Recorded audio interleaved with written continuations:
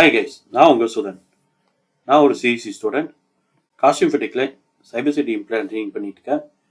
இவங்க சைபர் city implant training மட்டும்தான் இருக்கான்னு கேட்டால் இல்லை, இதோட நிறைய இம்ப்ளான்ட் ட்ரைனிங் இருக்குது. வாங்க அது என்னன்னு நம்ம பார்ப்போம். ஸோ சிஎஸ்சி ஸ்டூடெண்ட்ஸ்க்கு இம்ப்ளான்ட் ட்ரைனிங் பார்த்தா machine learning using Python, web designing, IoT, cloud computing, blockchain, CCNA or networking, PHP, MySQL, mobile compatible website development, mobile app development, Android or iOS. So இவ்வளோ implant training அவங்க provide பண்ணுறாங்க. So எனக்கு இது பெஸ்ட்டாக இருக்குது. Guys, உங்களுக்கு இந்த மாதிரி இம்ப்ளான்ட் ட்ரைனிங் பண்ணணுன்னா நான் காஸ்டியூம் ஃபோட்டோக்கோட டீட்டெயில்ஸை உங்களுக்கு டிஸ்கிரிப்ஷனில் தரேன், போய் வியூ பண்ணி பாருங்கள். என்ன லேர்ன் பண்ணேன்னா அதெல்லாம் நான் சொல்லித்தரேன். ரேன்சமர்னா என்ன?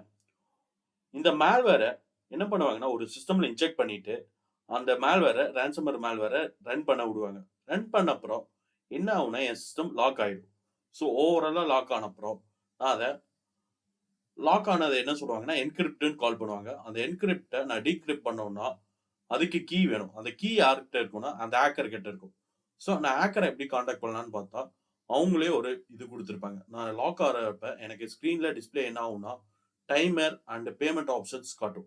ஸோ டைமர்னா வித்தின் 3 டேஸ்க்குள்ள வித்தின் 2 டேஸ்க்குள்ள நான் பேமெண்ட் பண்ணுற மாதிரி இருக்கும்.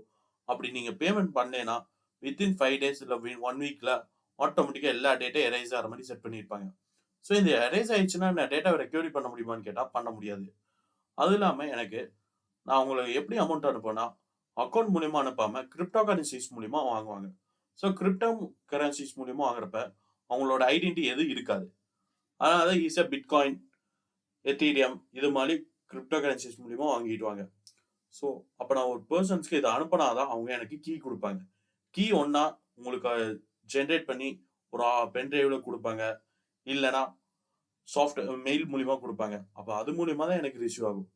அப்போ நான் ஏதாவது சாஃப்ட்வேர்ஸை கிளிக் பண்ணி ரன் பண்ணாதான் எனக்கு அந்த சிஸ்டம் ஹேக் ஆகும்.